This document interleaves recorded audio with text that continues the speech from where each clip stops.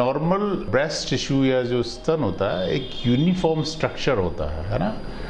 जब उसमें कोई भी एबनॉर्मल कोई उभार या कोई गिठान या कोई एबनॉर्मल संरचना बन जाती है तो उसको अपन ब्रेस्ट लंप या स्तन की गांठ बोलते हैं, है ना। तो नॉर्मल स्मूथ जो एक ब्रेस्ट का स्ट्रक्चर होता है उसमें एक एबनॉर्मल कहीं पे भी कोई स्ट्रक्चर अगर फील होता है, महसूस होता है, तो वो एक अपन उसको स्तन की गांठ या ब्रेस्ट लंप बोल सकते हैं।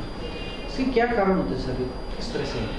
ब्रेस्ट लंप कई कारणों से हो सकता है। कभी इन्फेक्शन की वजह से हो सकता है, कोई इन्फ्लेमेशन की वजह से हो सकता है, कोई सिस्ट बन सकती है, कोई फाइब्रोएडिनोमा मतलब बेनाइन गांठ हो सकती है, और कैंसर की गांठ भी हो सकती है। तो ब्रेस्ट लंप कई तरीके का हो सकता है। अब सवाल ये है कि ब्रेस्ट लंप इतना इम्पोर्टेंट क्यों है। तो ब्रेस्ट लंप इम्पोर्टेंट इसलिए है क्योंकि देखिए, एक तो महिलाओं का एक सबसे इम्पोर्टेंट अंग है, ठीक है। अब उसके बाद में इसमें क्योंकि कई सारी डिजीजेस हो सकती हैं, और उन डिजीजों का एक कॉमन लक्षण ब्रेस्ट लंप होता है, जिसकी वजह से वो डिजीज डायग्नोस हो सकती है और उनका अपन प्रॉपर ट्रीटमेंट या निदान कर सकते हैं। तो अगर ब्रेस्ट लंप टाइम से अपने को पकड़ में आ जाता है, टाइम से पहचान हो जाती है, तो उसका समय से निदान हो सकता है। और अगर टाइम से पकड़ में नहीं आता है तो फिर कई बार क्या है कि वो कैंसर में परिवर्तित हो जाता है, जो कि कभी डिपेंडिंग ऑन कि किस स्टेज में अपने पकड़ में आया तो वो घातक हो सकता है ना। तो इसलिए ब्रेस्ट लंप की इम्पोर्टेंस है। सर, इनिशियली स्टेज में किस तरह के लक्षण इसके होते हैं? ये डिपेंड करता है कि वो ब्रेस्ट लंप या गांठ किस तरह की है। अगर मान लीजिए इन्फेक्शन की वजह से मवाद है या वो है, तो पेशेंट को वहाँ पे सूजन होगी, दर्द होगा, लाल होगा वो एरिया, और पेशेंट को बुखार भी हो सकता है। अगर सिस्ट होगी तो ऐसा कुछ नहीं होगा, खाली एक गिठान होगी, उसमें अगर आप उसको दबाओगे तो थोड़ा सा फ्लूइड जैसी फीलिंग आएगी, ठीक है। अगर बेनाइन गांठ होगी तो एक नॉर्मल गिठान होगी जो इधर उधर घूमती हुई मिलेगी, ठीक है। और अगर कैंसर की गांठ होगी तो वो हो सकता है कि वो फिक्स एक गांठ हो, छोटी हो, बड़ी हो, और उसके साथ में कैंसर में तो क्या होता है, मतलब खाली उस गांठ के अलावा आसपास के अंगों में भी वो फैल जाता है, तो वो फिर घातक हो सकता है।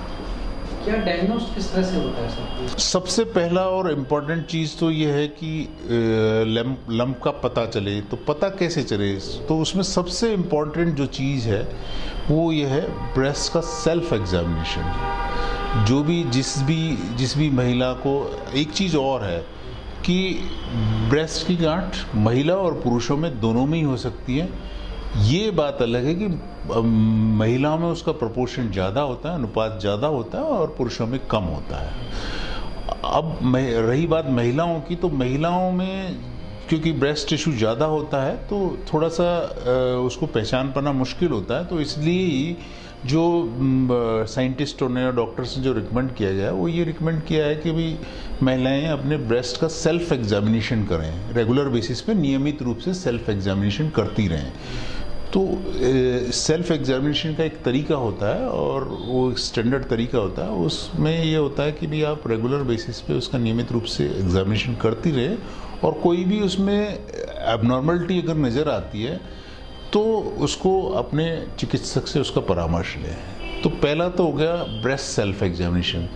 दूसरा हो गया कि अगर कुछ भी एबनॉर्मलिटी होती है, कोई तकलीफ होती है, कुछ होती है, तो आप अपने चिकित्सक के पास गए, तो चिकित्सक ने देखा, उसका जांच की, और जांच करके उसमें कोई गांठ का पहचान की। अब उसके बाद में कोई गांठ आती है, कुछ आती है, तो फिर आगे फर्दर टेस्ट होते हैं। अब उसमें मेमोग्राफी की जांच हो गई, सोनोग्राफी की जांच हो गई, एमआरआई की जांच हो गई, और बायोप्सी हो गई। बायोप्सी में क्या करते हैं कि उसमें उस गांठ के अंदर निडल डालकर उसमें से टुकड़ा लेते हैं, और टुकड़े को हम है ना जांच के लिए भेजते हैं, जिससे ये फैसला होता है कि ये गांठ किस तरह की है ना। बेनाइन गांठ है कि कैंसर की गांठ है कि कोई सिस्ट है कि कोई पस है कि क्या है, वो निडल से डाल के निकालने से पता चलता है। सर, उपचार के बाद में क्या क्या सावधानियां बरतना चाहिए फीमेल को अगर इस तरह की दिक्कत होती है? उपचार करने के बाद किस तरह की सावधानियां बरतनी चाहिए? सावधानियां जहाँ तक है वो इस पे डिपेंड करता है कि ब्रेस्ट की गांठ किस तरीके की है। अगर एक तो सबसे बड़ी बात है कि और किस समय हुई है। अगर जो लैक्टेटिंग मदर है, महिला अपने बच्चे को दूध पिला रही है, उसमें अगर गांठ होती है तो उसमें यूजुअली कई बार क्या होता है कि ब्रेस्ट में एब्सेस हो जाता है, इन्फेक्शन हो जाता है या लैक्टोसील हो जाती है, उस तरह की गांठें होती हैं। तो अगर उसमें उस समय वो दूध पिलाती रहती हैं तो वो उसके शिशु को भी नुकसानदेह हो सकता है। तो उसका चिकित्सक को दिखा के निदान जो भी हो सकता है वो करना चाहिए, है ना। और रही बात जो बेनाइन गांठ है या कैंसर की गांठ है, तो बेनाइन गांठ में तो यह है कि आपने चिकित्सक को दिखाया, निदान हुआ और उसको निकाला, ऑपरेशन हुआ, निकाल दिया और वो ख़त्म हो गई। उसमें कोई बहुत ज़्यादा चिंता वाली बात नहीं।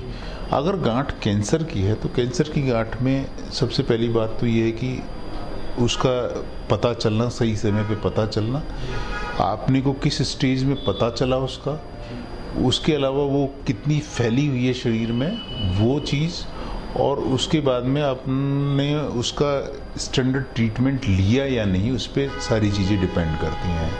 उसके बाद में भी जैसे ऑपरेशन हो गया, गांठ निकल गई, और उसके बाद में क्या है कि कैंसर तो एक तरीके से केकड़ा जो होता है ना, कैंसर का हिंदी अनुवाद ही केकड़ा। तो कैंसर क्या होता है, एक तरीके से मनुष्य के शरीर को जकड़ लेता है। तो ऐसा नहीं होता कि ब्रेस्ट की गांठ खाली ब्रेस्ट में ही रहती है। अगर एडवांस स्टेज में है तो वो और जगह फैल जाती है, फेफड़ों में फैल गई और एक्जिला में फैल गई और लीवर में फैल गई। तो आपने उसको गांठ को निकाल भी दिया तो बाकी जगह से वो फैलते हुए धीरे धीरे पूरे शरीर को जकड़ती चली जाती है, और उसमें कई बार मतलब लॉन्गर पीरियड में लाइफ को भी रिस्क हो जाता है। तो क्या मैसेज सब कम्युनिकेट करें आम लोगों की, इसका ध्यान रखें और डॉक्टर से जल्दी से परामर्श करें? सबसे इम्पोर्टेंट बात तो ये है कि भी जो भी महिलाएं हैं अपने ब्रेस्ट का सेल्फ एग्जामिनेशन करती रहें और ये नोटिस करती रहें कि भी कोई एबनॉर्मल कुछ चीज़ तो महसूस नहीं होती है, और अगर महसूस होती है तो उसको फिर इग्नोर नहीं करें, अपने चिकित्सक को दिखाएं, चिकित्सक की सलाह लें, और चिकित्सक जैसे बोलता है कि भी उसका जो भी निदान होना है वो निदान करवाएं।